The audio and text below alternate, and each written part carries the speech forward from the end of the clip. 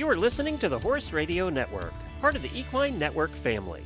What a beautiful day for horses in the morning.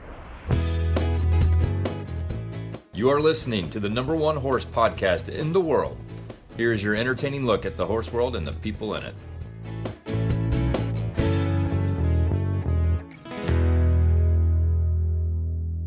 I am Coach Jenn in Ocala, Florida, and you are listening to Horses in the Morning on the Horse Radio Network for Wednesday, August 14th, episode 3497. Good morning, Horse World. Glenn and Jamie are off today, so I took a look back into the archives to bring you a fun episode from our 2021 Roadshow, where we jumped in our RV and visited y'all in 14 different states. This episode is from our Michigan stop, where we had a great horse camping meetup and some weather drama. Woohoo! Plus, Dr. Marsella gives us the lowdown on Sweet Itch. Tomorrow is a brand new Equine Affair episode, and Friday, Glenn and Jamie will be back with some really bad ads in addition to the usual hijinks. Get your ads into me, Jennifer, at horseradionetwork.com. I am Glenn the Geek. And I am Coach Jenn, and we are coming to you from Farm Lane Campground in Michigan. And you're listening to Horses in the Morning on the Horse Radio Network for August 11th, episode 2744. This episode is brought to you by State Line Tack. Good morning, Horse World. Well, good morning, everybody. Jamie is called out sick today. Actually, her son is sick today, so she was off to the doctor. We hope all is well there. Hopefully, she'll let me know later how that went. He just started going back to school on Monday, so that probably means he got the crud. Whatever school crud is going around. Doesn't take long, does it? Nope. So Jennifer was kind enough to join me here in the RV. We're sitting on the couch recording. This is the first time, I think, on this trip that we're alone. Everybody, well, we'll talk a little bit about the campground we're at, but everybody's deserted us. We're all by ourselves. Everybody else has taken their horses and gone home. That's right. Well, we're going to talk about on today's show what's been happening in the last couple of days since we left Lexington, Kentucky. You heard all about that on Monday. And we have some interviews for you from various listeners that we met up here in Michigan. So we have the Michigan listeners this episode. Michigan contingent. Plus, we're going to talk a little bit about Sweet Itch with Dr. Marsella. Yep, who Jennifer got to catch up with. And this is really an in-depth look at Sweet Itch. Yes, we recorded this a little while back, but Dr. Marsella is sort of she is the Albert Einstein of Sweet Itch. So this is a really great research-based chat that we had with sort of the latest and greatest on what Sweet Itch is and how best to deal with it. Very good. And that is something, of course, that most of us have to deal with at one time or another in Florida every day.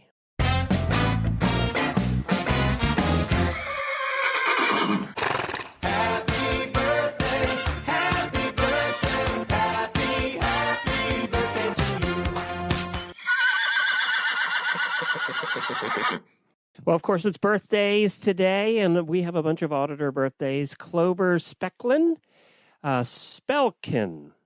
I'm going with Spelkin.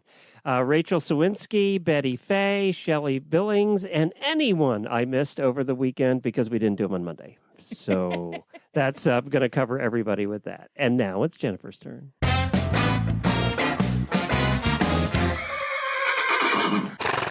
My daily Winnie goes out to Auditor Marie, because Auditor Marie let me use her horse yesterday on our trail ride. Goldie the Golden Palomino. And and that was fun. I had a great time on Goldie. I got to ride in Lynn's saddle because I didn't drag a saddle along on this trip. And my second Winnie goes to Lynn for letting me use her saddle. And we're going to talk more about the trail ride and everything that we've been doing up here in Michigan in just a minute. But first, we're going to hear from our title sponsor for the Roadshow, Kentucky Performance Products. She swallowed hard as they walked into the start box. She could feel his muscles tense under her leg. 5, 4, 3, 2, 1. Have a great ride. She didn't have to ask. He galloped out of the box and across the field toward their first training level course. His ears pricked. Her heart pounded.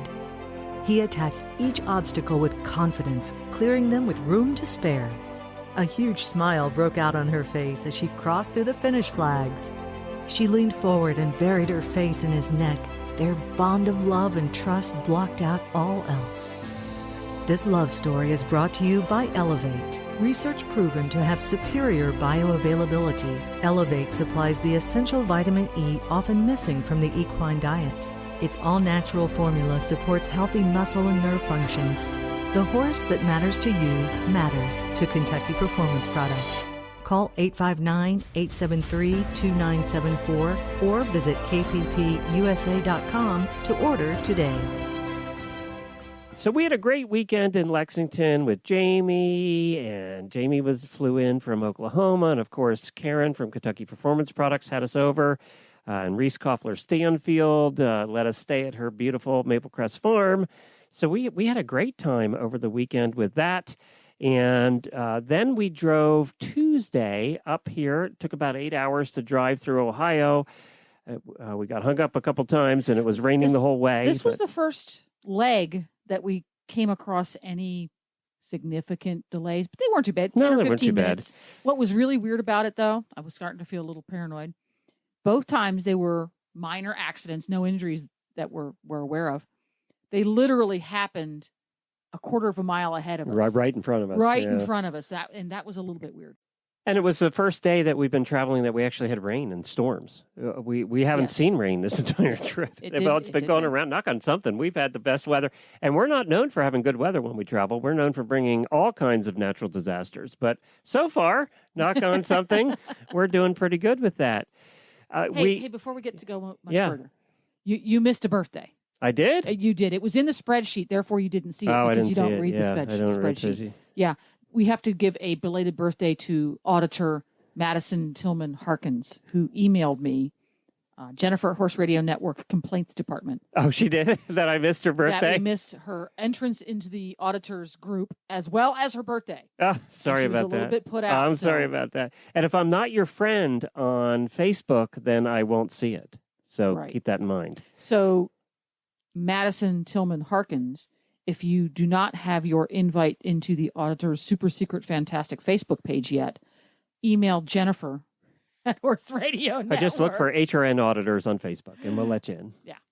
And thank you for joining the auditor group. We appreciate that. We met some of them this weekend. It was fun. Yeah, so we met some this weekend, and we also met some yesterday when we got to Michigan.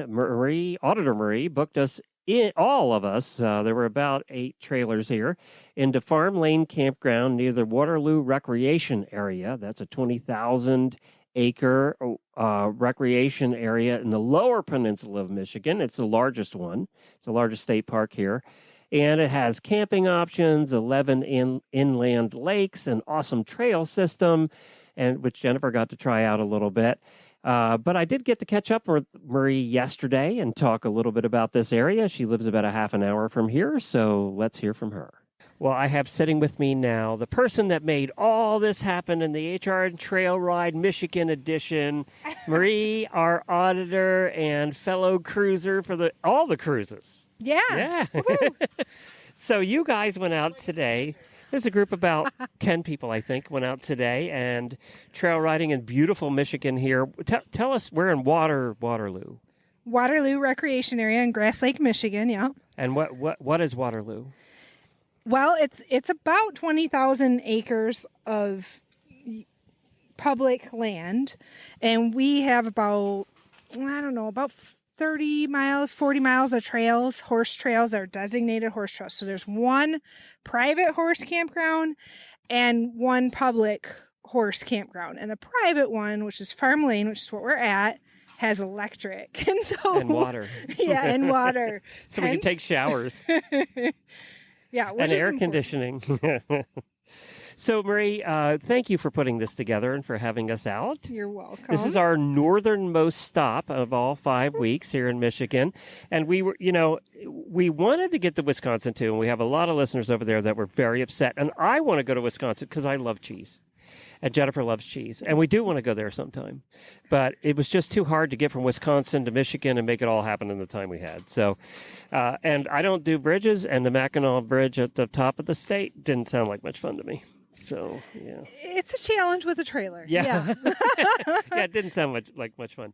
So I know you for several reasons. One, you're a listener, and you have been for, a long time. Yeah, a long time. But you've come down, you travel all over the country by yourself, a lot of times by yourself. You came to Florida by yourself with your rig and your horses, and you just trail ride everywhere, and you go for weeks at a time. It's kind of cool.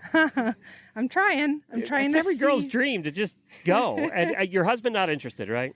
Yeah, I mean, we're going to South Dakota next week, and he's going along, but we have the motorcycle in the front stall of the trailer, so so he'll be on one horse and you'll be on the other. Yep. And I have friends meeting me out there, but that's the great part about horse people is you can sit down and talk to somebody, and then you're like, oh, well, where are you going next? And find the good campsites. And so we're going to meet people out there and hopefully continue to go different places and find the And you kind of go to a different area each year. Like the year you made your way down to Florida, you really had no idea what you were going to do in Florida. Then you met people, and oh, it was great and everyone's so friendly. Like I pulled in the campground in the middle of the night. There's people helping you back up and stuff, and it was great. But most horse campgrounds are like that, But I just kind of went down there. I was gonna,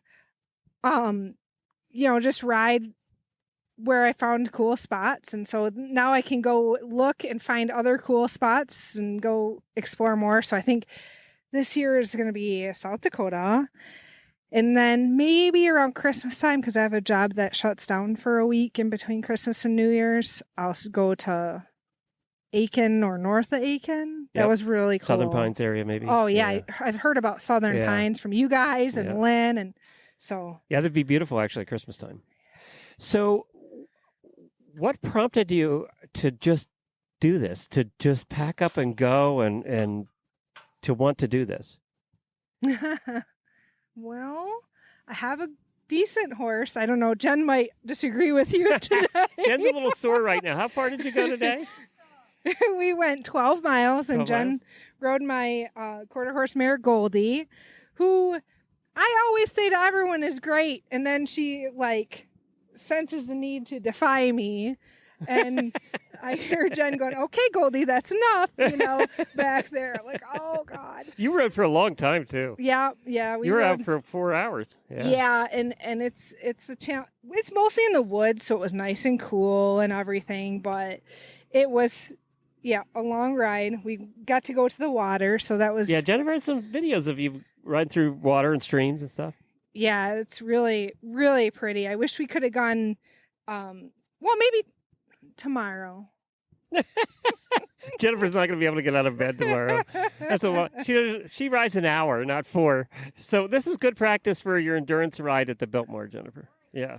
Well, and not in her own saddle. So kudos. That makes a difference too. It does. Oh, it really does. Yeah, you just don't know where everything's at. So somebody else's. Give people a piece of advice. How do they find horse campgrounds? What do you have a secret? Well, I listen to the Horse Radio Network, Glenn, and they tell me all the good spots to go.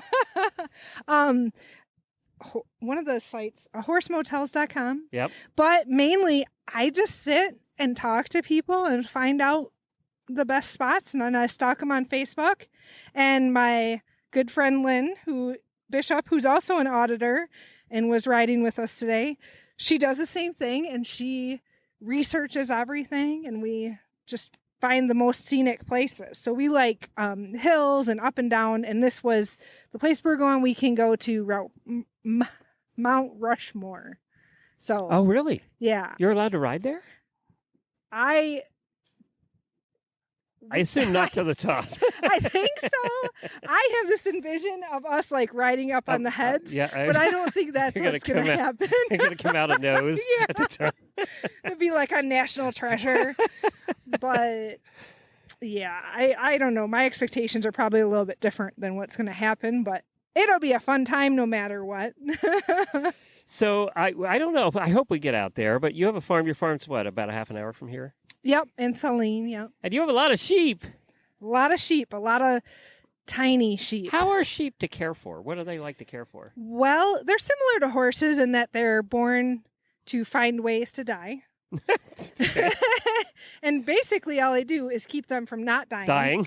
Yeah. So it is like horses. So, yeah, there's many different ways. It's like horses and children. Yes. Yeah. So I have about 100 right now. Wow. And I That's have a lot of sheeps. Yeah. I have mini sheep and regular size sheep. Can you shear a sheep? I cannot. You hire somebody for that? This is like the farrier thing. Yeah. Like, I could probably pull a shoe, but I'd much rather hire, like, it's just worth it to hire a good sheep shearer. And, we do all 100 of them at a time. So that makes a big difference. And Can you even sell the wool anymore, or are you just giving it away? It's basically, it costs me 4 times as much to shear as the wool is worth. Oh, my God. Yeah. So the only reason to shear is because you have to, basically. Exactly, to keep them cool and clean. Yeah, and interestingly enough, the shearers won't take the black wool. I have some black sheep. The mini sheep come in Really? black and red and Because they can't dye it. Yeah, it's hard to dye. But the knitters love it. So I'm on Facebook selling wool. During I COVID can picture times, that for some reason. Yeah. I can just picture it. So now you also are a fellow cruiser, as I mentioned earlier, and you're booked for the next one. Yes, I can't wait. Because it's going to be so cold when I leave here and so warm when I get on the cruise. If anybody's interested, I think there's still spots available. You would have to contact Michelle for the current rates. I know the rates that are on the page. Go to horseloverscruise.com. I know the rates that are on the page are not good because that's changing daily now. So, but I do know there's spots available, and it's affordable. We're going 7 nights on the second largest ship in the world. And you don't have to pack your own saddle or your own food or anything. Like I spent 2 weeks packing, and now I just need to pack my clothes. Yep. And they feed you and Your do all bathing the suit stuff. and go. Yeah, it's great. It is a lot of fun. We have a fun as a group. If you've never been on a cruise before, it's fun to go on a cruise with a group for your first time because you know people all day, everywhere on the ship.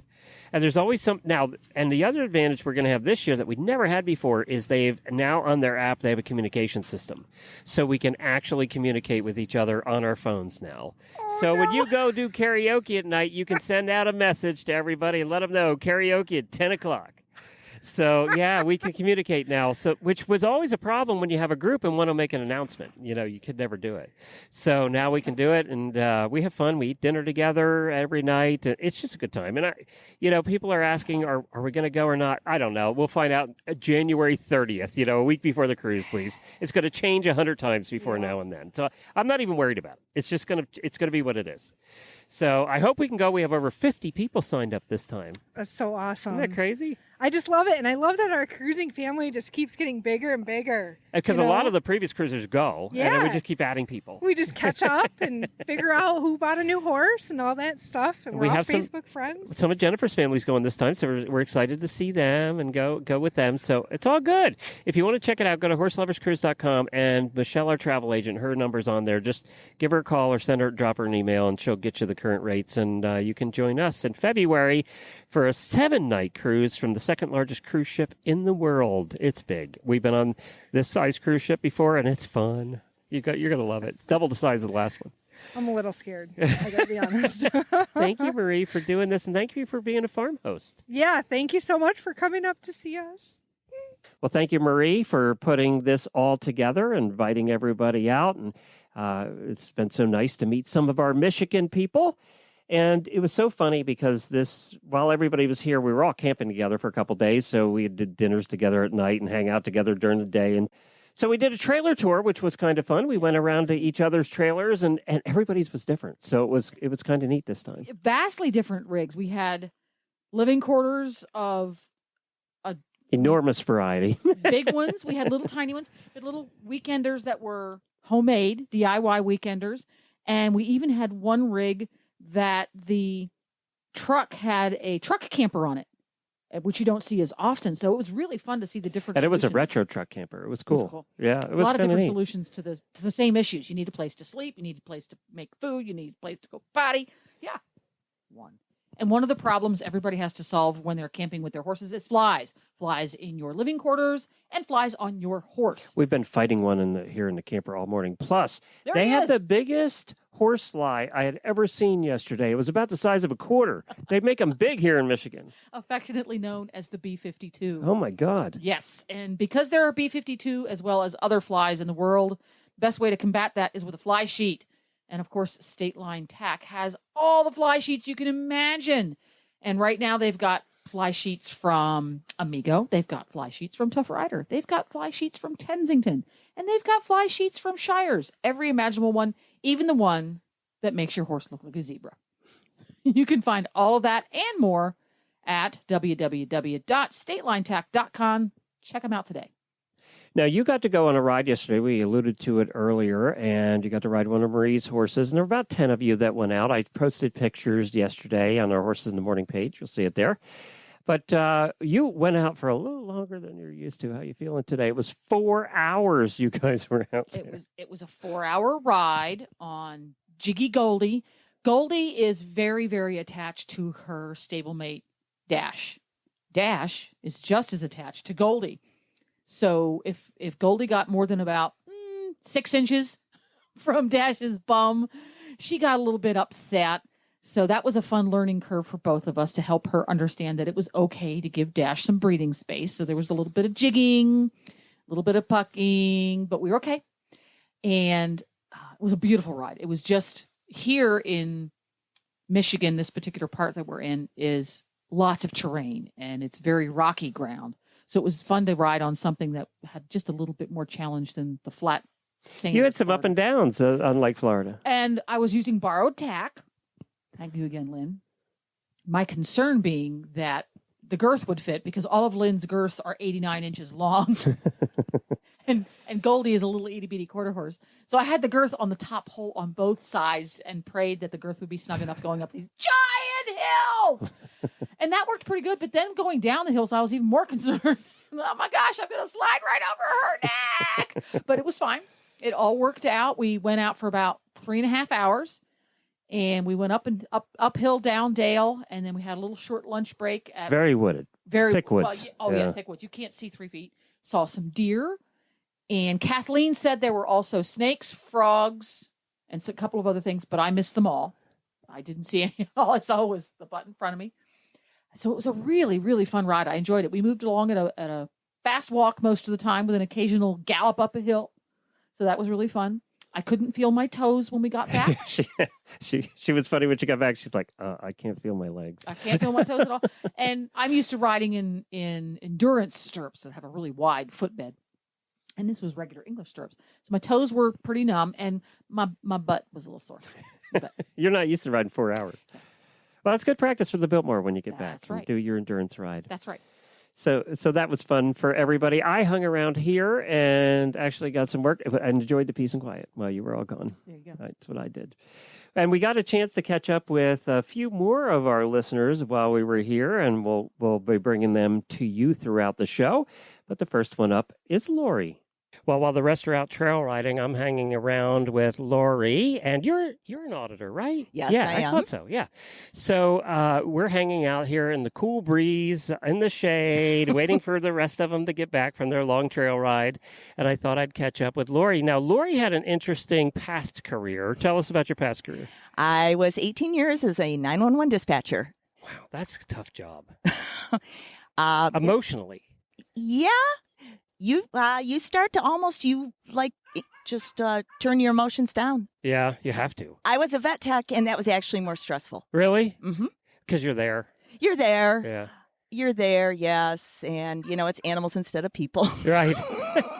So are you solo or only trail rider? What do you do now? Pretty much only a trail rider, and I used to drive some, but my broke-to-drive horse passed away of old age. So the cart is gathering dust in the barn, we have to train another one. Someday. Someday. Well, you have a new horse here. Tell us about the new horse you have here. This is Firefly, and she's a 4-year-old Mustang, and that's why we're not out on the trails. She's only been under saddle 5 times. But didn't you tell me Firefly had a little bit of something else that you found out in there? Oh, let's see. What was it? Oh, yes. She's part. Thank you, Glenn. She supposedly, according to Texas A&M, has Hackney in her. Wow. Somehow a Hackney got into loose. Hackney and Holsteiner and Highland Pony. Wow, that's weird for a Mustang. Weird combination. And we apologize for the breeze, but it just kicked up right as we started. So I'm hoping the mic's deadened it a little bit. So you... did you compete before, or are you just trail riding now? What's just the story? Basically the only competition I ever did was 100 paces. Well, tell us a little bit about Michigan. I haven't talked to anybody about this yet. You guys have a large trail riding community up here, from what I see. We do. They do the shore to shore.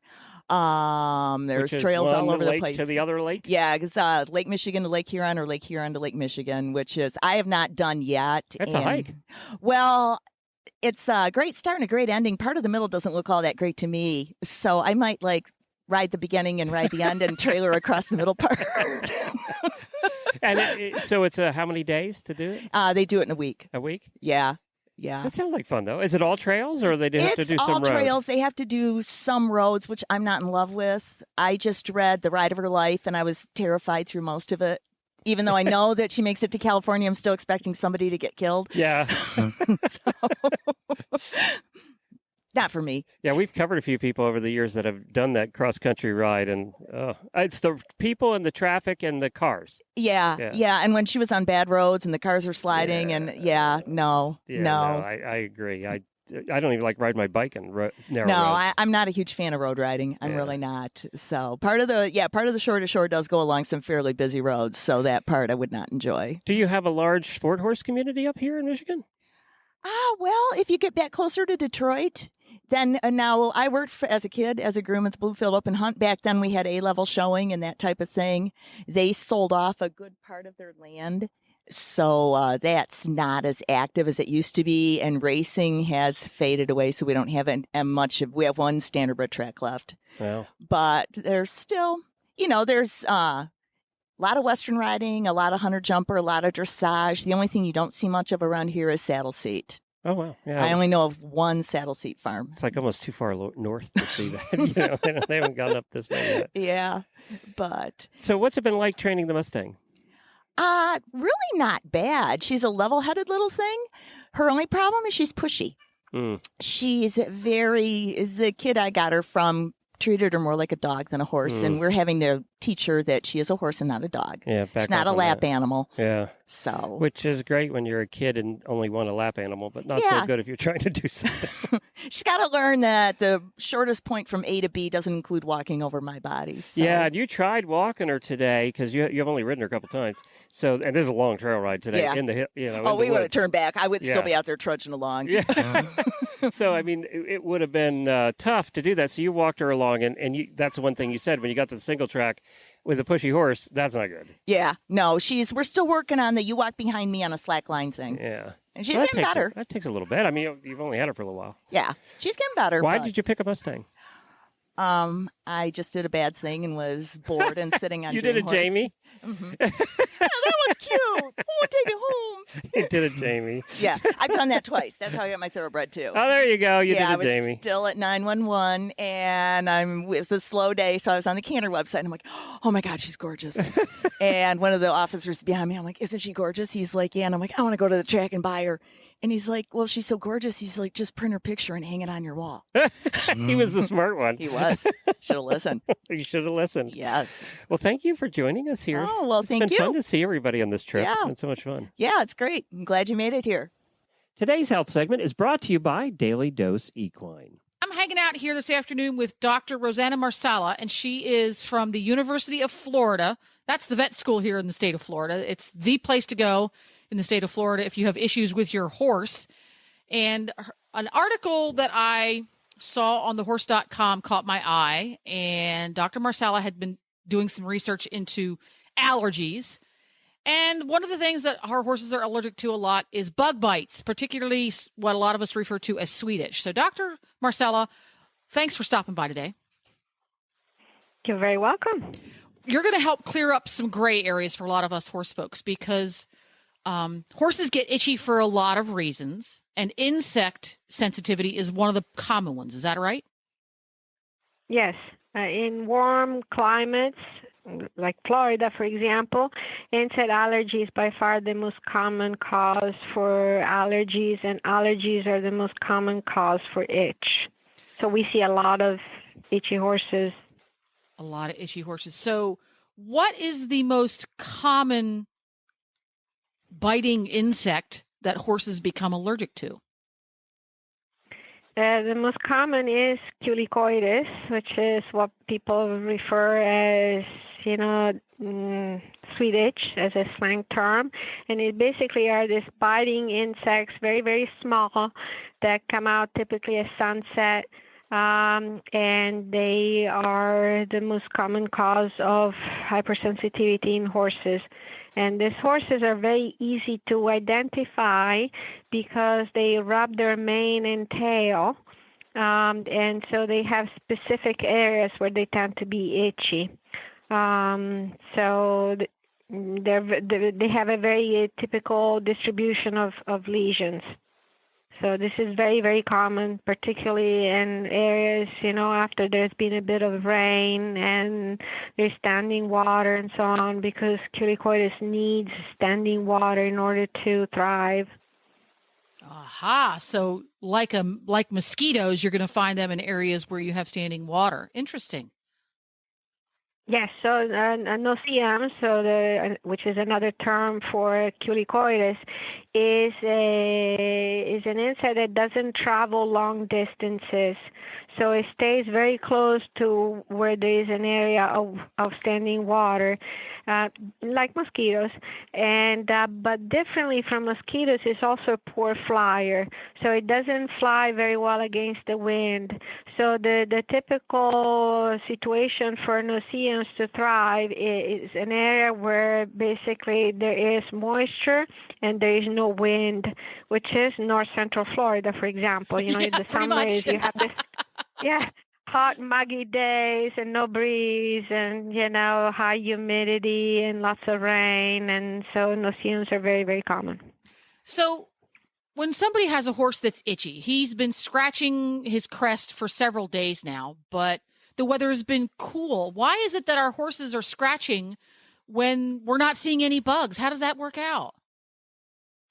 Well, a variety of reasons. One is that the allergic reaction built against the saliva of these insects triggers a different type of reaction. One is immediate, which is called type 1, and that occurs within 15 to 20 minutes. And then there is a delayed or late phase, which can occur hours after the bite. So typically, 12, 24 hours, 48 hours after the bite.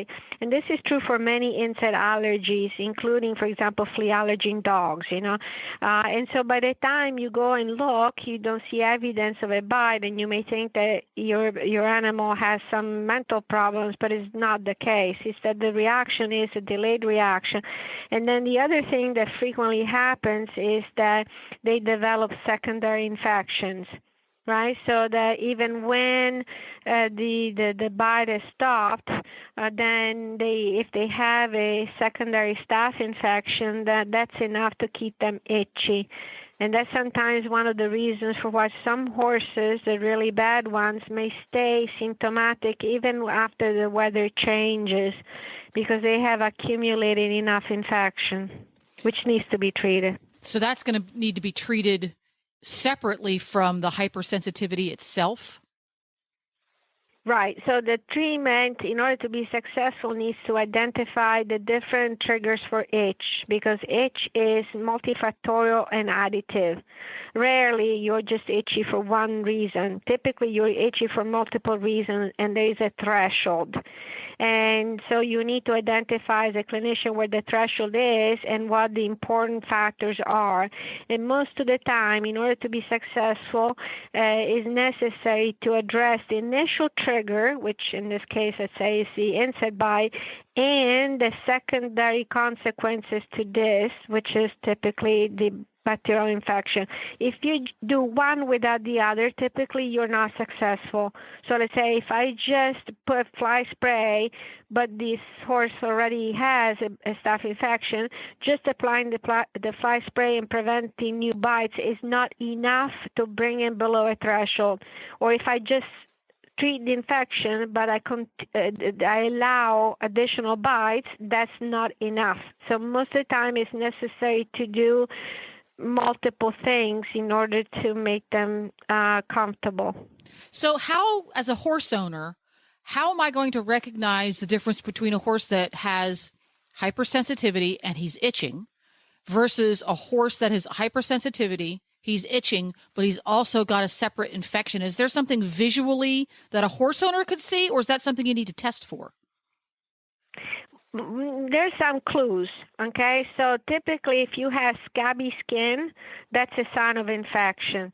So when people, let's say you start massaging the mane of your horse and you see little scabs and, that you can pull with your fingernails and, flaky skin, dandruff-looking skin, that's infection, okay? Ew. So that's basically very, very common. You can see in the main area, but sometimes they have it in the chest. Sometimes they have it on their belly because they're like different species of culicoides, and different species have preferred feeding sites. Some they go on the ventral midline, so on their belly in the center, you have all those scabs in the center. Sometimes they go on their legs, and so they have what people refer as scratches. But every time you see little scabs and dandruff on the skin, it's because there is a staph infection. So that's a quick, easy thing for owners to realize that it's okay, there's something more to it. Then, of course, you can do tests, you can do cytology, but those are like visual clues. So if you have flaky skin and or scabs, it's time to see your veterinarian and get serious about fixing the underlying infection, because otherwise all the fly spray in the world is not going to help. That's correct. They typically need additional help. And one thing that I guess owners can do while they're waiting to be seen is to go and get some chlorhexidine spray. So I want to say, and this is important, iodine is not a good choice. I know many times people use that. It's something from the past, but iodine is a poor choice as an antimicrobial. It's much better to select either a benzoyl peroxide shampoo or a chlorhexidine shampoo, and that's something very easy that owners can do. Matter of fact, if they own an allergic horse, it's very good for them to have that shampoo available, and they can wet the animal, apply the shampoo directly, wait 10 minutes, and then rinse it. And that in itself is going to kill some staphylococcus and make it comfortable.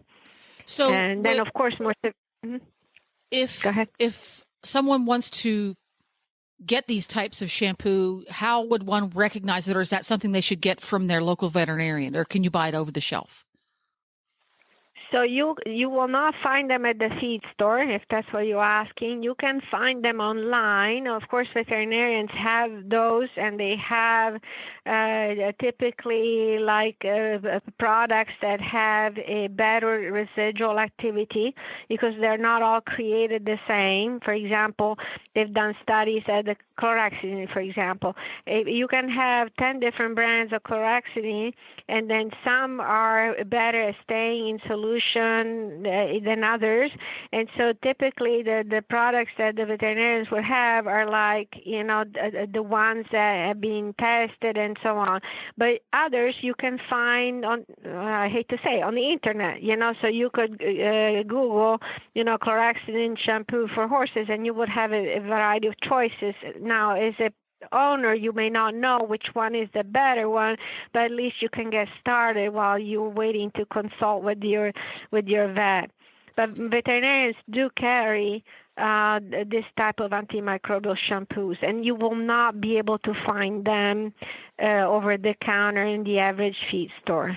So that's something, if you're a little bit unsure, at the very least consult your veterinarian and get a brand name that you could buy over the counter would be a really smart solution there. Absolutely. And then the other thing that I like to say is that the pH and the of horses' skin is different from the one for human skin, and the same is true for dogs. So that is why it's important not to use a human product. So as strange as it sounds, but the human products are harsher.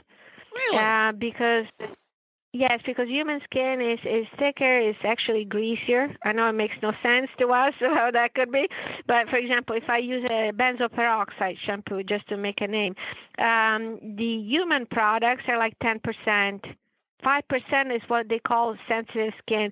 But if I were to put that on a dog, I would irritate the skin. Same as for a horse, because animals need something like 2.5%. So they need a much milder product. So I think it's very important for people to consult with their vet and get that knowledge rather than to assume that, oh, if it's good for people, it's going to be good for my pet, because it's not. Typically is not the case. Well, that's enlightening. Good to know. Now I'm going to have to go and call my veterinarian and say, okay, what's a good chlorohex? And it's chlorhexidine, not Clorox, right? Yes. No Clorox. I beg you, no. Chlorhexidine. Chlorhexidine. It's different. So stay away from the betadine shampoo and go with a chlorhexidine active ingredient or benzoyl peroxide active ingredient. Yes. Got it. Okay, so I'm taking notes here. So we've got that. We've got the horse has got itchy spots and all the classic spots, but I don't have any flaky skin yet, or maybe I do have some flaky skin yet. Step 1, periodically shampoo that horse with one of these products. Now, let's say your veterinarian is on vacation for the next 10 days and he can't come out. How frequent might someone want to do this? Is there such a thing as giving them too many baths with this type of product? Yes, and it depends on the skin. Okay, I'll give you an example. So some of these products, like benzoyl, is very drying. So if I am starting with a crusty, greasy horse, no problem. I could do this maybe every third day, every other day. But if the skin is already dry, then once a week, because if I do it more often, then it's too much. And you will know, because once you are done with the shampoo, the horse is going to be more itchy, and the skin is going to be even more flaky, so more dry. And so the thing to do then at that point would be to use some conditioner. And the way you can do conditioner, you can either get some oatmeal product.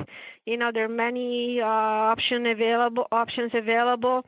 And or maybe even do like a homemade conditioner, having some baby oil or some form of, humectant or moisturizer as a final rinse.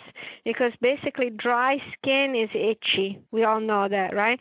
So if you're drying the skin too much, that, you make it worse than what it is. So it really depends on the condition of the skin. If people don't know, I would say once a week.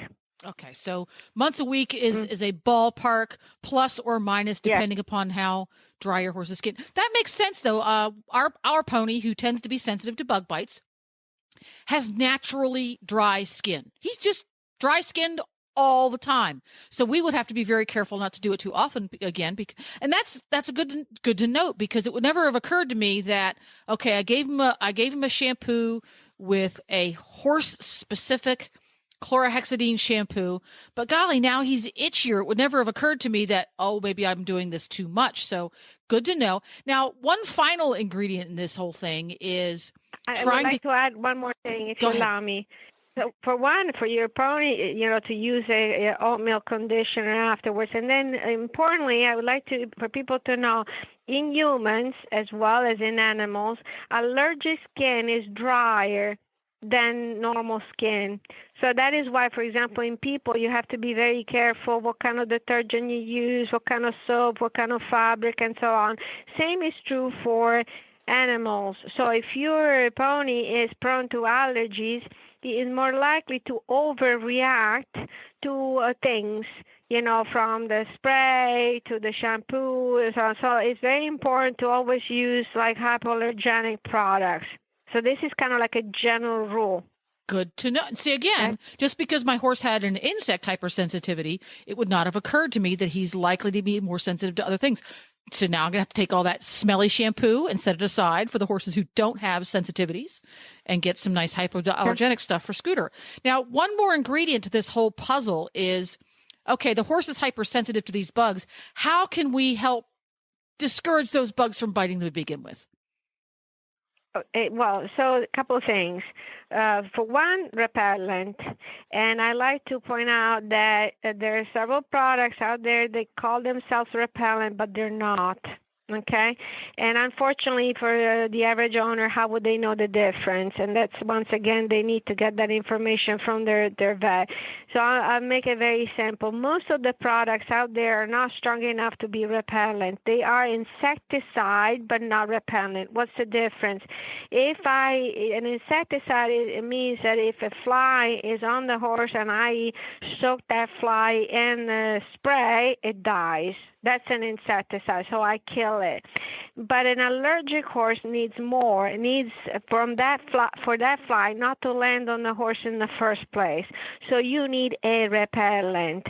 In order to be a repellent, you need to have some characteristics, particularly to be a long-lasting repellent, because many products can be repellent for a very short period of time, so it basically becomes clinically relevant. I'll make an example.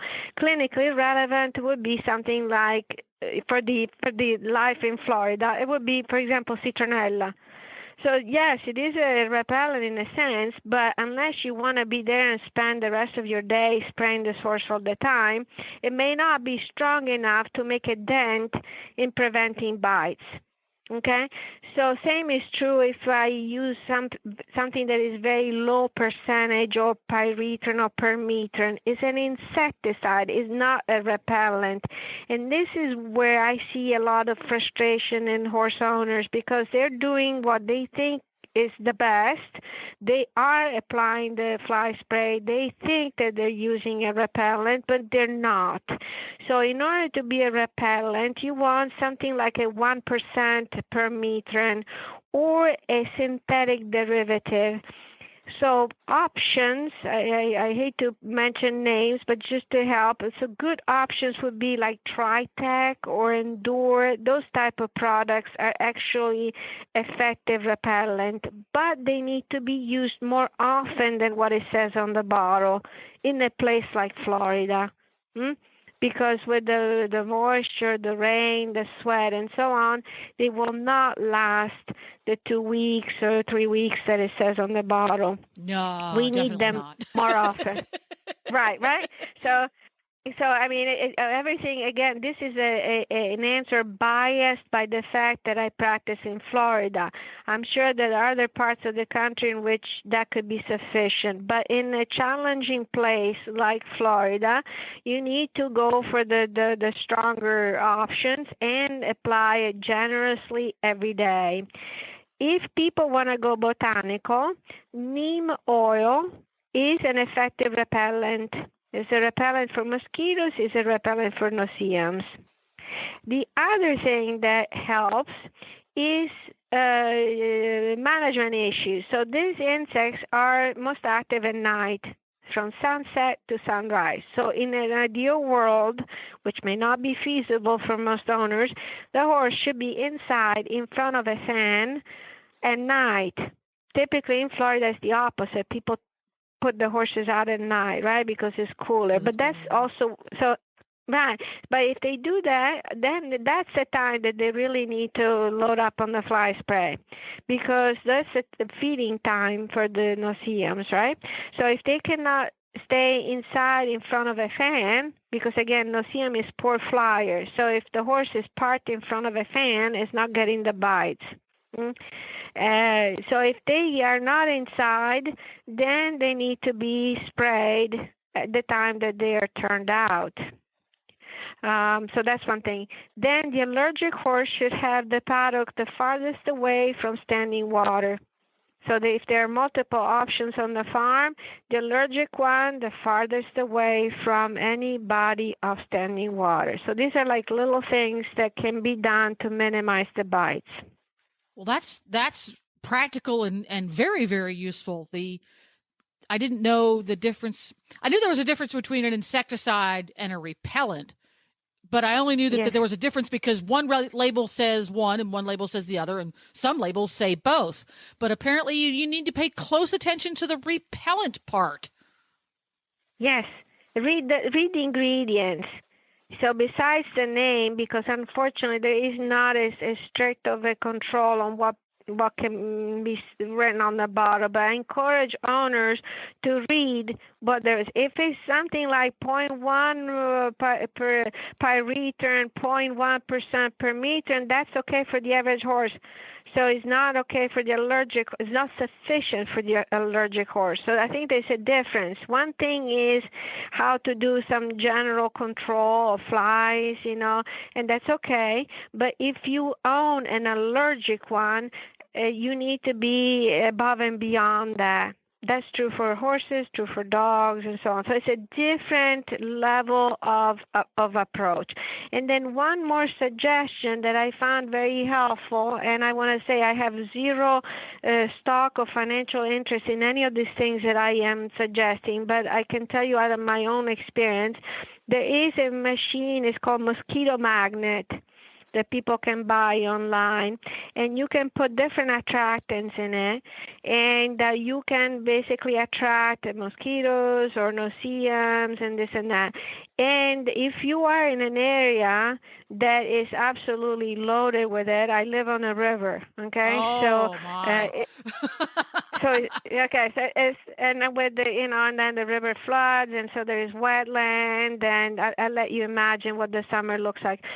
So if you have these machines, and you can have the cordless ones and position them close to the area that you want to clear, so that they the insects will go toward the machine rather than feeding on your horses. Then you can, over time, decrease the amount, the general burn of insects. So that's one thing that I encourage people to consider. And then lastly, one thing that is frequently forgotten is the head. So when we spray horses, we are good at spraying the body, right? The neck and the legs and so on, but nobody sprays the head really very much. So, and there are some species of no-see-ums that like to feed on the face and the ears. Matter of fact, I'm sure you've seen those allergic horses where they have all these crusty ears, and that's no-see-um allergy as well. So I'm not in support of fly masks, because the fly mask basically trap the moisture, so horses sweat underneath, or if they're turned out, then it rains in the middle of the day, and then the skin cannot dry up, stays moist, and then they get infections on. But what I encourage people to do is there are several spot-ons with permethrin that they can buy at this feed store, and that you can apply this little pipette of concentrated permethrin in the paw area behind the ears, so that it doesn't drip in the front, and that will repel the insects from the face and the ears. And so that's a way to kind of like provide protection for that area, because some species of culicoides like to target the face. Yes, we've all seen our horses standing around. We've all seen horses somewhere in the country. We're at a horse show or visiting friends or in your own backyard. The horse is standing there, and he's got this little swarm of itsy-bitsy, tiny, flea-sized bugs buzzing around his head. Yes. Oh, that's irritating. Well, that's all very useful and very helpful information, Dr. Marsella. For folks who have questions and want to follow along with your research, is there a place that they can contact you? Yes, I am brave as much to give you my email address. So Derm is very visual, and so I encourage people to connect if they have specific questions that they cannot be addressed with their local vet, or for their local vet to approach me. And it's my last name, Marsella, at UFL, like University of Florida, .edu. That's the best way to approach me. And if you can't remember that, because that's a lot of letters to remember while you're driving down the road or cleaning stalls and listening to this show, if you just go to the University of Florida, you'll find her, because that's how I found her. Yes, University of Florida. So, I am housed in the small animal department, but I do see horses every Monday. And so if you go under dermatology and Marsella, so many times people spell it with a C, but it's an S, and then you'll find me. Very good. I've been there for a while. Well, thank you very much, Dr. Marsella. This has been a fascinating discussion, and thanks a lot for spending some time with me today. And I'm happy to be joined by Janet Geyer, the mad scientist behind Daily Dose Equine Horse Feeds, and she's going to explain to us why there are no pellets in her horse feed. So if you open yourself up a bag of Daily Dose Equine Horse Feed, it's going to look a little different, and I want to know why. Well, first of all, we decided not to make any pellets out of our horse feed. And the reason is that pellets are typically made of wheat. And to make a pellet, you need to basically extrude the horse feed. So it's a processing issue. So if you want to have basically a whole food that's not so processed, you wouldn't want to make a pellet. So that's one reason. Another reason is that pellets often hide the ingredients that are in there. They can hide taste, and they can certainly hide ingredients, and you really don't know what's in there. With our feed, we want you to see all the ingredients. So we've made a textured feed, and sometimes we grind it up, and sometimes it does look a little powdery. But the reason for that is we want to mix the vitamins and minerals thoroughly in the product without creating more processing. So that is the reason why we do not use pellets. And the reason we don't use wheat is because wheat has been linked to a lot of health issues. So we want to stay away from modern wheat. We wanted to stay away from the glyphosate that is used to grow the modern wheat, and make it a lot more simple. So you mechanically alter some of the ingredients by grinding them up, but that is very, very different than creating a pellet, which requires heat and pressure. It does, exactly. There we go. So that makes a big difference. So when you open up that bag of Daily Dose Equine Horse Feed and it looks a little different, there's an important reason, because there's an important reason for everything that Janet does to her horse feeds. And our goal here is to quiz her about as many of those as we can. And if you want to learn more about Daily Dose Equine Horse Feeds or find a retailer near you, just go to www.dailydoseequine.com. Or if you want to purchase some directly online and get fast and convenient shipping, just go to chewy.com. And I think it's six of the different horse feed formulas are on there now. Correct. There we go. Well, I don't know if you noticed, but on the Facebook page, we posted an Uncle Jimmy's video. We did a tribute to him down at the Lexington meetup in Lexington, Kentucky. So we did a little tribute to Uncle Jimmy because we lost him a couple of weeks before this roadshow. And of course, Uncle Jimmy's Products is one of our sponsors. We're looking forward to seeing them coming up here a week from now. We'll be at Uncle Jimmy's and touring the warehouse and everything. And they actually make the hanging balls and stuff there. So maybe we'll make a hanging ball. Maybe I'll make Scooter a hanging ball. Oh, my gosh. So we may have to make him a little hanging ball, for pony-size hanging ball. But we're looking forward to that. And Uncle Jimmy's Squeezy Buns have been a hit. I'm telling you, we have given them to every horse we've seen, and every horse has loved them. Nobody has turned away a Squeezy Bun. They're kind of universal. Yeah. So if you need something, and they're squishy, and they're individually wrapped. So if you need something to put a pill in or give medicine that way, these are the perfect things because you can kind of mold them around them.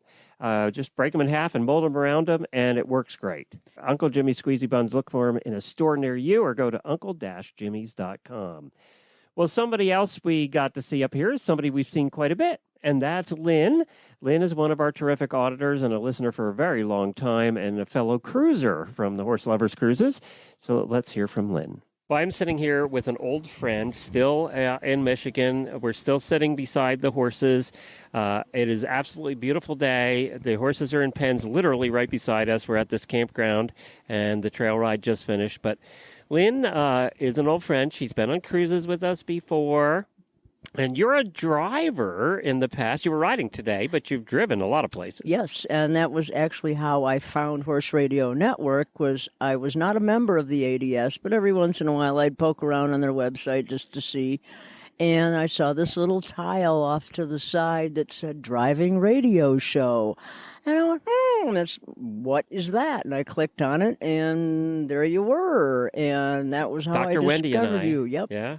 And so from then I did end up joining the ADS, and my first big adventure was down to Aiken, South Carolina, where I met Glenn and Dr. Wendy. That was for the convention, the ADS convention, their right? Annual, We did a parade and all kinds of stuff. Oh, it was awesome. Yeah, 40 carriages from 2 4-in-hands down to minis. It was awesome. And that's a drive, people. She lives in freaking Michigan.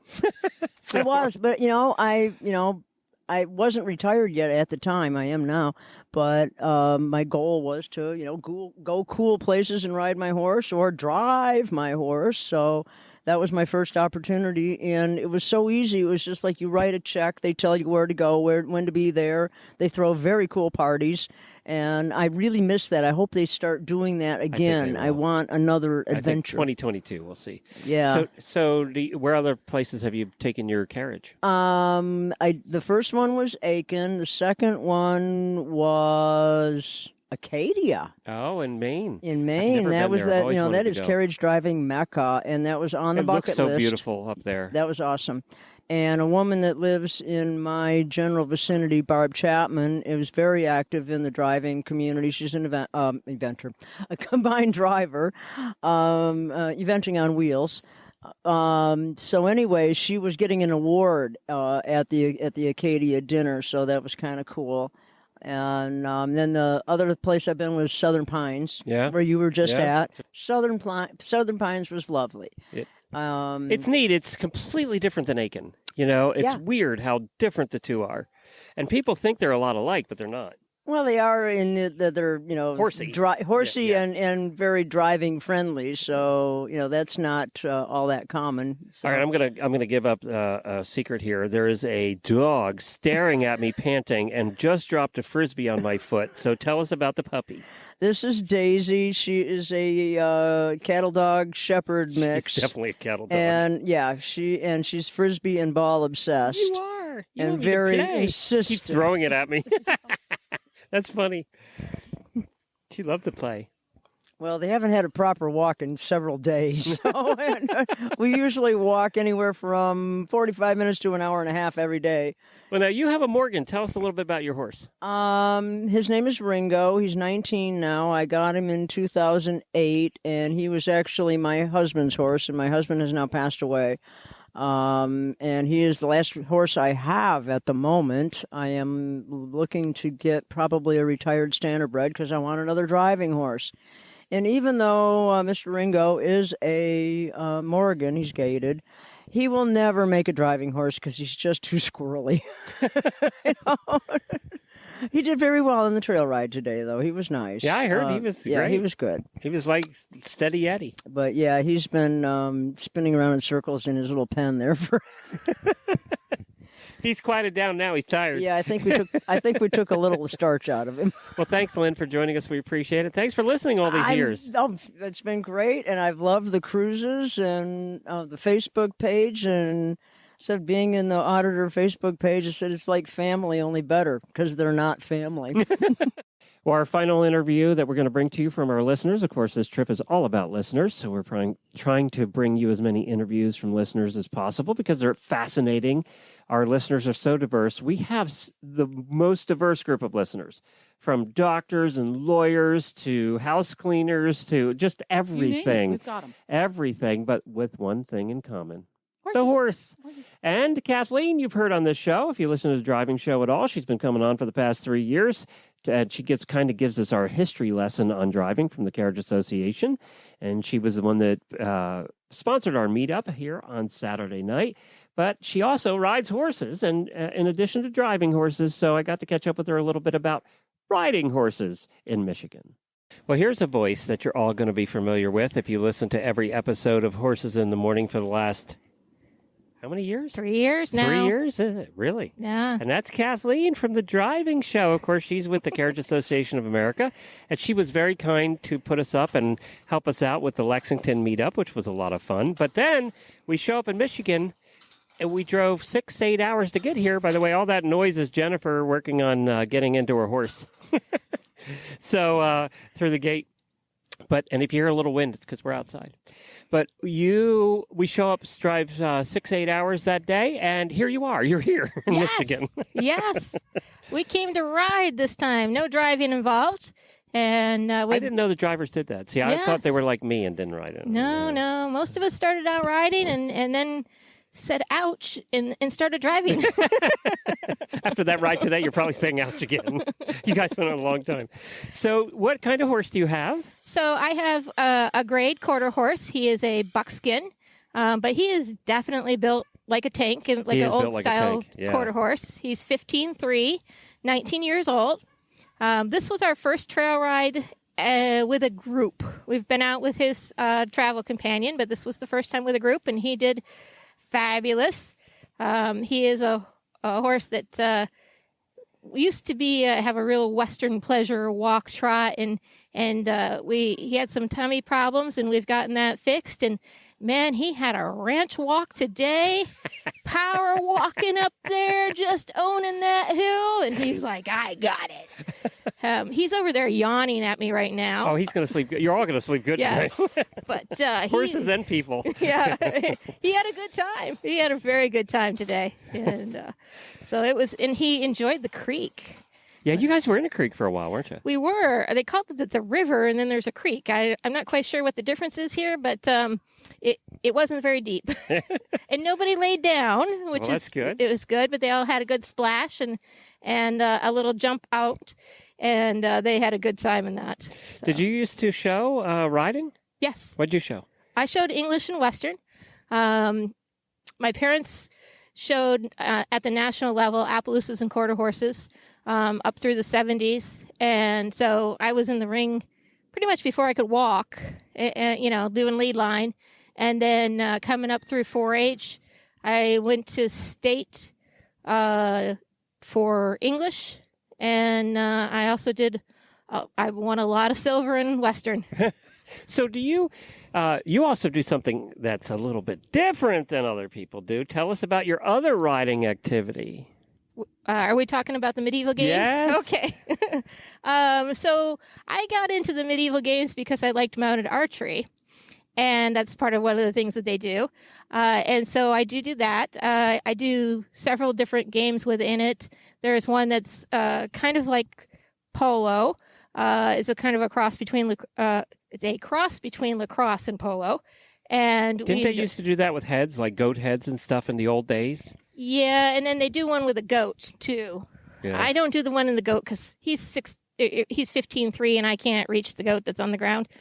It's a fake goat. Okay. Before anybody worries. Yeah. No, in the old days, in the medieval times, they did use a real goat head. Yeah. And that's what they smacked around. But we don't do that anymore. No. And the game, the Bishkovsky game with the figure of the goat, we don't use a real goat there either. And then we do goats got picked on a lot in medieval times. Yeah, they really did. And then we do, I think it's called Birja. It's Birja. And so you ride up to a ring that's suspended, and you have a stick in your hand, and you toss the stick kind of through the ring, and you have to catch it on the other side. Really? Yes. And this horse happens to be Well, that's way too much hand-eye coordination for me. I know. Once you get it, though, you get it. And particularly with this horse, he's very smooth. And once we got our timing down, I could do it at a canter even. Wow. I was like... I've seen, jousting with the rings, but this is a whole nother level. Yeah. And when you get it the first time, you get goosebumps because you're like, I did it. And then you crash into the next one. Yeah. So I assume it's a series of them in a row for time? You can. Yeah. I don't have that many of them, so we ride in a circle around it and, go at different gates and try to see how many. I think I caught it 20 times in a row. Last year we did a virtual challenge. And all of these things are based on what the knights used to do to practice, right? Right, Yeah. right. And we've talked about before with the driving, how the carousel carriages go back, or sleighs go back into it and the whole deal. But it's a lot of fun. We were just at a jousting clinic, or medieval games clinic on Saturday before we had the event at the CAA office.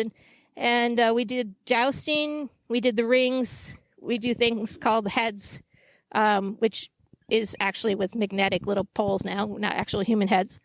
It's good to know. They frown on that. Yeah, for some reason. No blood involved. I don't know. People aren't any fun anymore. And Quintain.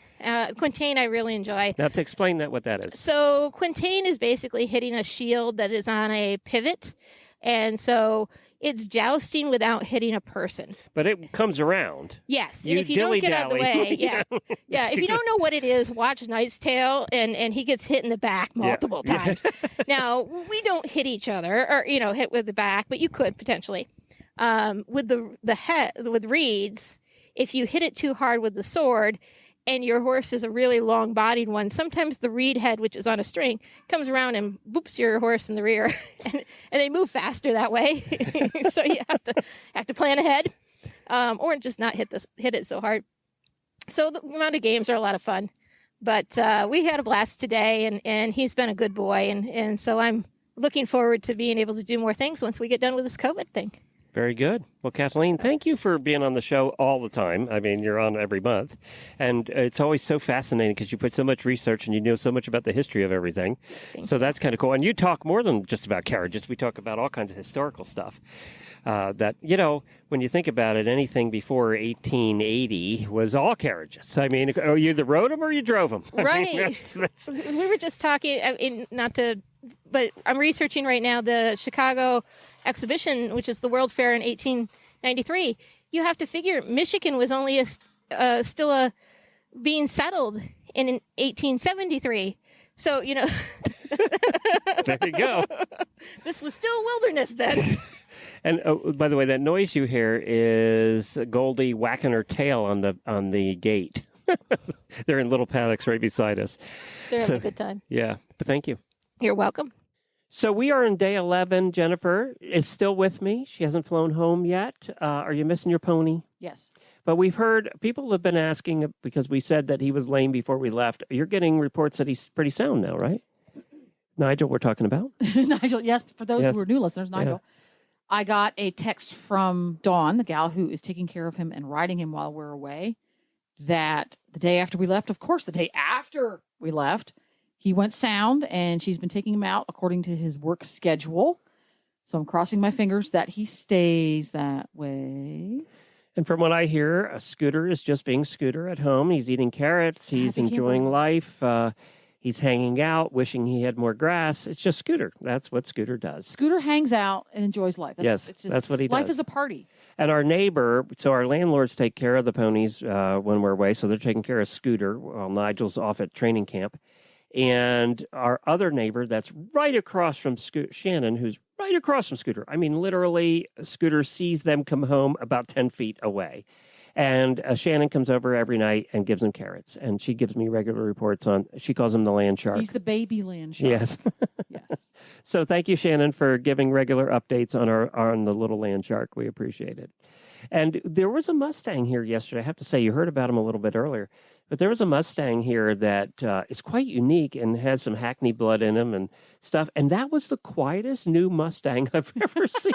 Just hung out, never whinnied. She's not really new. She's been owned by a human being and gentled for some time, but she's relatively new to her current. But she was chill, so chill.